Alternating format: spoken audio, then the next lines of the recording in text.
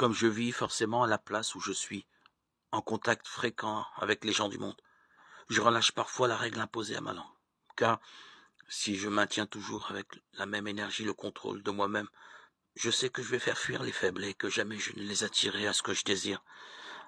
Alors il m'arrive souvent de les écouter patiemment, même quand ils bavardent. Mes faibles aussi, je me laisse aller moi-même quelque temps au bavardage et me mets à dire volontiers des choses que j'écoutais d'abord à contre-cœur. Je trouve plaisir à patauger là où il me répugnait de tomber. Un guetteur, moi. Le guetteur doit vivre à la fois sur les hauteurs et sur ses gardes. Sur le hauteur, sans que l'entraîne de son poids l'amour des choses terrestres. Sur ses gardes, de tous côtés, de peur que ne le frappent de ses traits quelques ennemis dissimulés. Mais il ne suffit pas au guetteur de vivre un haut idéal.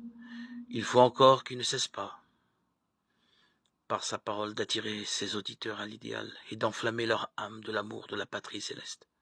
Cela, il le fait bien quand sa parole brûle du feu de sa vie. Une lampe qui ne brûle pas elle-même ne saurait enflammer un objet sous lequel on la place. Aussi, la vérité, dit-elle de Jean, il était la lampe qui brûle et qui brille. Il brûlait du désir du ciel, il luisait par sa parole. Pour assurer la vérité de la prédication, il faut donc l'élévation constante de la vie.